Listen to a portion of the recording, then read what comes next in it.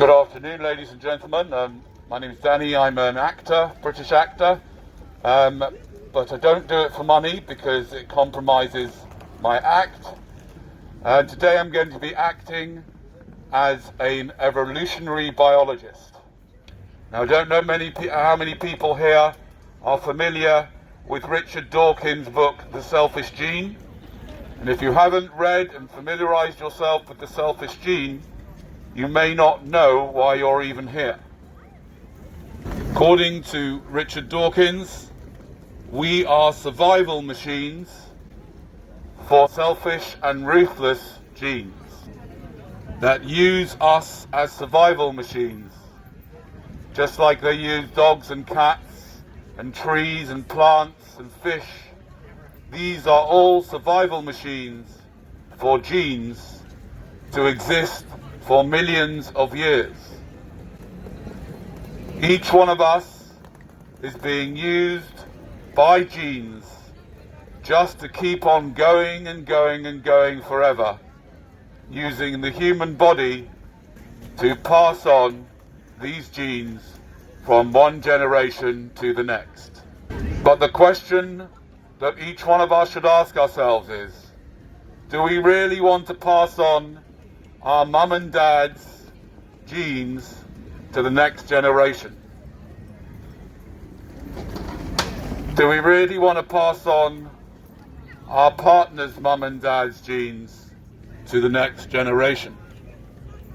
Part of my work as an evolutionary biologist is to remind people how dangerous the gonads are. Gonads are very, very dangerous, sir. They can get you into a lot of trouble.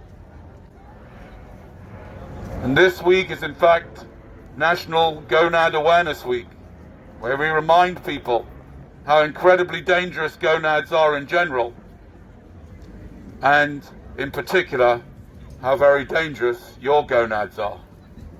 All of the problems in the world were created in the gonads. All of your problems were created in somebody else's gonads. I know you don't like to think about it, but it's absolutely true.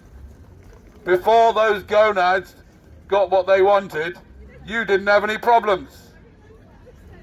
And along came those dangerous gonads, and that was it. All your problems were created in a moment of passion. People don't realize how very dangerous their gonads are, do they, sir? Do you realize how dangerous your gonads are? No? Well, you should. It's very, very important. If you don't realize how dangerous your gonads are, they could be the cause of somebody else's problems. Ladies and gentlemen, we're not paying any concentration to the most dangerous thing in the room. The elephant in the room is your gonads. And how terribly dangerous your gonads are. Most people don't realize. Do you realize how dangerous your gonads are, sir? This week is National Gonad Awareness Week, where we remind everyone how incredibly dangerous their gonads are. Because they can cause a hell of a lot of problems and chaos and trouble if you're not careful with those gonads. Like these guys here, what happened? Now they're in trouble. They got to look after a kid for the rest of their lives. Do you realize how dangerous your gonads are? Oh, we've spoken about it already. We've spoken about it. Yeah, good. Yes. Yes, I'm glad that you know. Many people are very, very unaware. They're ignorant as how incredibly dangerous their gonads are.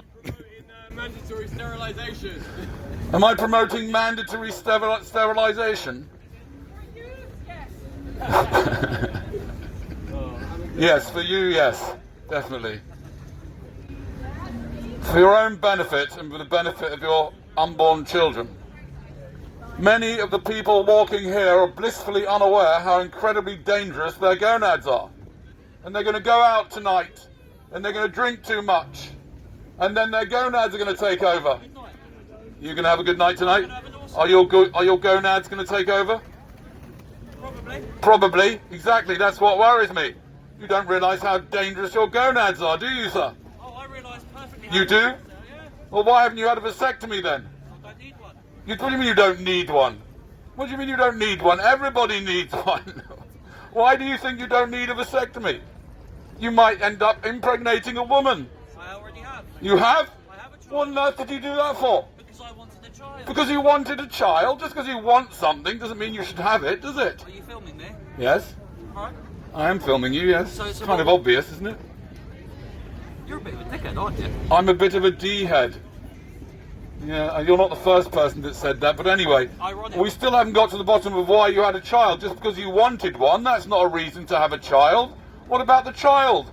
Did you not think about it from the child's point of view? Do you think the child wanted to have you as a dad, or wanted to be born into this mad reality? She lives a wonderful life then. She lives a wonderful life. How old is she? 16. 16. All right. Did you send her to the local prison? What prison? What? School. Did you send her to the local Young Offenders Institute? That's, you're off your mind. Did you send your child to a Young Offenders Institute? Because if you did, she deserves to get some compensation for that. Why on earth did you have her? You had her because you wanted to have a child, right? I mean, you still haven't told me why you think it's okay for you to impose life on somebody else without their permission. It's procreation. I know it's procreation. I It's understand that. human nature. It Yes, is- I know it's human nature, it is but the you can law. overcome your nature, can't you? Why would I? And what I'm trying to say is you don't realise how dangerous your gonads are. I know perfectly how dangerous they are. Well, you don't, obviously, because you've created another human being. Yes. For what? Just because you wanted one? No, because I wanted to continue my legacy. Oh, you wanted to right? continue your legacy. What exactly is your legacy? That's none of your business. It's none of my business. None of your business. But what is anybody's legacy? I mean, what on earth is your legacy or anybody's legacy? What's the point you're actually trying to make here, mate? What's the actual point you're trying The to make? point I'm trying to Let's make not is, beat around the bush. let's not beat Make around the the bush. fucking point. I'm trying to make the point is that gonads are the cause of all problems, and people should be aware of how dangerous those gonads are. That doesn't That's my even point. make sense. You're off your rocker, mate. Okay. You're absolutely off It your might not rocker. make sense to you. It That's doesn't fair make enough. any sense to anyone, mate. It doesn't make any sense I'm to anyone? a completely logical being. You're a logical being? Very logical. Really? Yeah, absolutely. All right then. So Give why- me a logical reason why you had a child then. Because it's my human nature. Because it's your human nature. That's and not my logic. rights, and my right. And you're right. My absolute right. You're absolute as right. a human being, as a member of society. Yes. It is my right. It's your to right. Continue society. To continue society. Yes. But just because you think it's your right, that doesn't explain what the logic behind it was. I mean, The logic you're is, not going to continue to, whether you have a child or not is not going to determine whether society is continued or not. So it's completely illogical to have a child to Right, continue so society, if because nobody society has to- will continue with or without you. No, so if society doesn't procreate, then society. If ceases to society exist. doesn't procreate, society just ceases to exist. I understand that, but society is procreating. Therefore, your particular individual choice to procreate, right, it's got nothing to do with society continuing. And if you had a child, if you had your daughter, in order for society to continue, you should see a psychotherapist, because you're nuts. No. You think society's going to stop continuing if some random bloke, has a child or not? Right, I mean, so- if you don't have a child, you think that's the end of humanity. Okay, so what says that someone else can have a child and I can't? What says someone else can have a child and you can't? It doesn't matter. I'm not speaking about someone else, I'm speaking about you. What's he even on You about? say you're a logical person, but you haven't given me a good logical reason why you thought it would be a good idea to bring someone into existence. Why shouldn't I? You tell me why. Why shouldn't you? You tell me why Oh, I shouldn't. Oh, there's many reasons, by the Go way. ahead. I will tell you some reasons, Go for it. suggest some reasons why you shouldn't. But before I do that, I mean, really, before you bring, or anybody brings someone into existence, I think they should have some very, very good reasons. Yeah, really, to bring someone into existence, that's a very serious thing to do. And I think before you do, would you agree? It's the most significant thing you've done in your life. Arguably. Arguably, right. So therefore, you should have some very, very good reasons to do it. Yeah, Now, the reason why you might not want to do it is because you're basically gambling with somebody else's existence, didn't you? You basically partook in a very dangerous and reckless medical experiment. You mixed 23 chromosomes with her 23 chromosomes. You had no idea whether they get the good ones or the bad ones. And they were made up of 23 chromosomes from your mother, 23 chromosomes from your father, 23 chromosomes from your partner's mum, and 23 chromosomes from your partner's father. You mixed all those lot together in some strange medical experiment because of your gonads, and you created another human being. And really, you shouldn't be doing that. That's like dangerous. You're basically experimenting on children. I'll tell you what, you don't have any children, and leave the rest of the world to do their thing, yeah? I shouldn't have any children. Unfortunately, I wish you'd have told me that a long time ago. You could have saved me a lot of money, a lot of hassle, and you could have saved my children a lot of distress. Do you have children? Do I have children? Yes, I do, yeah. How many? Several. How many? Three.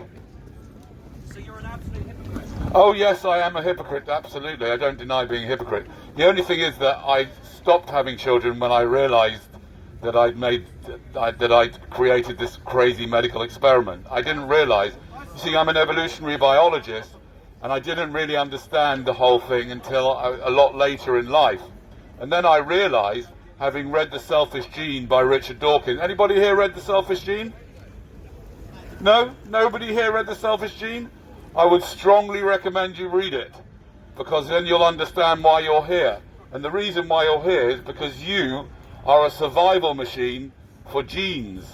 You are being used by genes to survive over millions of years.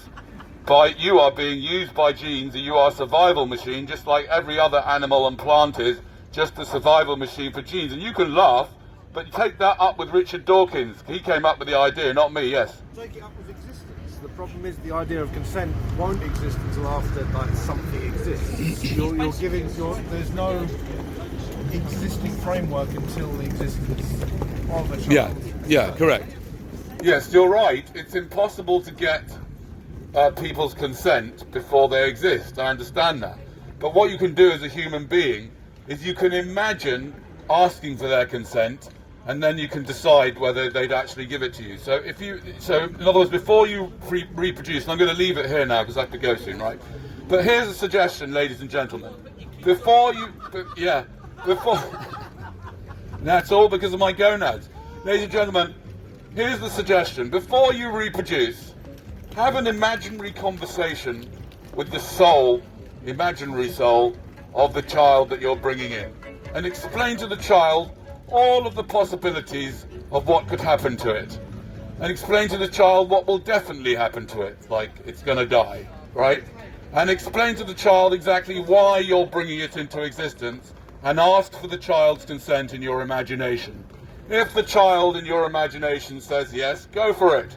And if the child says no, don't.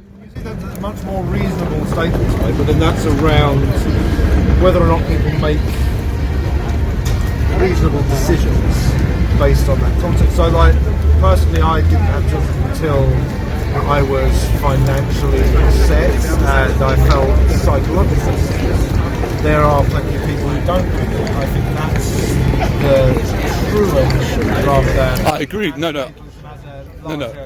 I agree with you, and I very, very much agree with you. I try and kind of steer towards that demographic, because they are, they're the much more.